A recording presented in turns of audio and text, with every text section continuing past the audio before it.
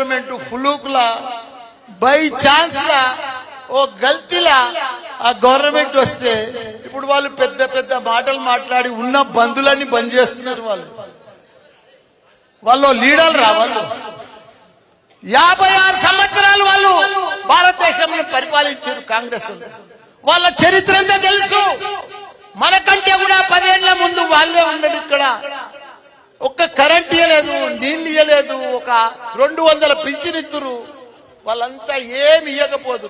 మోసం చేస్తురు, మోసం మాటలు మాట్లాడతారు, దగా మాటలు మాట్లాడతారు, మోసపూరిత మాటలు మాట్లాడొచ్చారు. ఇప్పుడు వాళ్ళు ప్రభుత్వంలో 6 గ్యారంటీలు అంటారు, 440 గ్యారంటీలు తయారు చేసిండ్రు.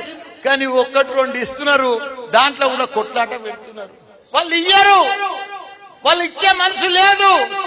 మొన్న మన సీఎం రేవంత్ రెడ్డి అంటాడు, మాకు కాంగ్రెస్ కు ఓటేసి కేంద్రంలో మేము వస్తే ఈ 6 గ్యారంటీలు చేస్తామంటాడు. ఎంత దరిద్రమయా, ఎన్ని అబద్ధాలు, ఇంత అబద్ధాల ప్రజలను ఇంత మోసం చేస్తారా? కానీ ప్రజలంతా గుర్తుపట్టుకుంటున్నారు. ప్రజలలో డిస్కషన్ వచ్చింది, కాంగ్రెస్ మోసం పోయింది, మనల్ని మోసం చేసింది. ప్రజలు కాంగ్రెస్ అబద్ధాలు చెప్పింది, కాంగ్రెస్ అంతా మాయమాటలు చెప్పింది. మనం ఇక కాంగ్రెస్ ను నమ్మొద్దని 50 రోజులలోనే ప్రజలకు అంత అర్థమైపోయింది. ఊర్లో చర్చ, ఓటల్ చర్చ, ప్రతి గ్రామంలో చర్చ. అయ్యో మన కేసీఆర్ రాలేదు, అయ్యో మనం మోసపోయినాం, అయ్యో మనం ఓడిపోతాం అనుకోలేదు అని చెప్పి చర్చలు మొత్తం మొదలైపోయినాయి. కాబట్టి ఇప్పటి సంధి గట్టిగా ఉండుర్రి, గట్టిగా ఉన్నారు. పెద్దగా వాళ్ళు ఏమి ఉరగబెట్టేది ఏం లేదు. వాళ్ళ మీదనే ఆల్రెడీ వాళ్ళ కేంద్ర ప్రభుత్వంలో కూడా జోడో యాత్ర చేస్తే రాహుల్ గాంధీ అంత చోడో యాత్రలు అయిపోయింది. మమతా బెనర్జీ వెళ్ళిపోయింది, వాళ్ళ ఇండియాలో కూటమిలోకి వెళ్ళి ఆప్ వెళ్ళిపోయారు, పంజాబ్ వెళ్ళిపోయారు, నితీష్ బీఆర్ ఆయన వెళ్ళిపోయాడు. ఆడ ఎవ్వరు మిగిలలే, ఒక్కడే మిగిలిండు రాహుల్ గాంధీ.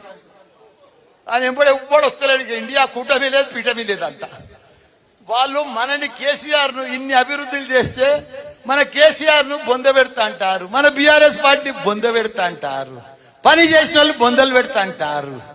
వీళ్ళకి ఇప్పుడు బొందలు పెట్టేటోడు తయారైండా మోడీ.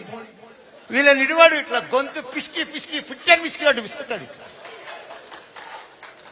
ఆ మోడీ సంగతి వీళ్ళకి తెలుసు. ఇదివరకు పోయిన 5 ఏళ్లలోనే 8 మందిని పిసికేసిండు.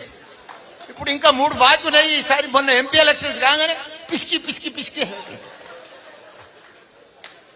వీళ్ళు అనుకుంటారు పేద మేము ఉద్ధరిస్తాం, ఇలా అది చేస్తాం ఇది చేస్తాం అనుకుంటారు, కానీ ఏమీ చేయలేరు. ఎందుకంటే కాంగ్రెస్ సంగతి అంతా మనకు తెలుసు, కాంగ్రెస్ ఎమ్మెల్యేల సంగతి తెలుసు, ఇప్పుడు గెలిచిన వాళ్ళ సంగతి తెలుసా. ఇప్పుడు ఏమంటారు, గౌరవ ముఖ్యమంత్రి గారిని కలిసి అయ్యా మా గజ్వేల్లో ఈ సమస్య ఉంది, మా సిద్దిపేటలో ఈ సమస్య ఉంది, మా సిరిసిల్లలో ఈ సమస్య ఉంది, మీకు చేస్తే మమ్మల్ని నమ్మించిన ఓటర్కు న్యాయం చేసినట్టుంటుందని మా అప్లికేషన్ చేసుకోవాలి. ఎవరు చెప్పాలి? గాలికి వదిలేయాలన్న జనాన్ని. మిమ్మల్ని నమ్మి ఓట్లు వేసిన వాళ్ళని గాలికి వదిలేసి మీరు పట్టించుకోకుండా మీరు ఊరికే రేవంత్ రెడ్డి గారు అది చేయట్లేదు, రేవంత్ రెడ్డి గారు ఇది చేయట్లేదు, కాంగ్రెస్ ప్రభుత్వం ఇది చేయట్లేదు, అనవసరంగా ఎన్నుకున్నారు, తప్పు చేశారు, అది ఇదని మీరు మాట్లాడుకుంటా మీకు ఉష్ణాయసం తప్ప 5 సంవత్సరాల వరకు ఎన్నికలు రావు, ఇబ్బంది లేదు. రేపు జరగబోయే పార్లమెంట్ ఎన్నికల్లో కూడా బ్రహ్మాండమైన సీట్లు గెలిచి రాహుల్ గాంధీ గారిని ప్రధాని చేయడానికి మా కాంగ్రెస్ కార్యకర్తలందరూ తెలంగాణ ప్రజలు సిద్ధంగా ఉన్నారు. ఇందులో ఏమాత్రం సందేహం లేదు. మల్లారెడ్డి గారు అంటాడు, ఆయన నిజంగా చిన్నప్పుడు నేను బర్రెగిట్లా గరిచిందో నాకు అర్థం కాదు. ఆయన ఏం పిచ్చి పిచ్చి మాటలు ఒక్కొక్క రోజు ఒక్కొక్క మాటలు మాట్లాడుతారు. ఆయన పోలికనే బర్రె పోలిక అనుకుంటే కూడా ఆయన మాటలు కూడా బర్రె బ్రెయిన్ ఉందా లేదా? నువ్వు పిల్లలు రక్తం తాగి స్కూళ్ళు కట్టి దోసుకొని దాచుకొని ఇలా రాజకీయాన్ని కొంటున్నావు, నువ్వు రాజకీయాన్ని కొంటున్నాడు మల్లారెడ్డి గారు. మాట్లాడితే ముఖ్యమంత్రి గారిని ఎట్లా పడితే అట్లా కామెంట్ చేస్తున్నావు.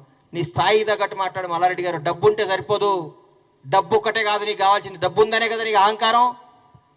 పిల్లలు రక్తం తల్లిదండ్రులు కష్టపడి చదివించి వాళ్ళు కష్టపడి నీ పిల్లలకు ఫీజు కడితే ఆ రక్తం దాగి నువ్వు కోట్లు సంపాదించి విర్రవిగా మాట్లాడకు.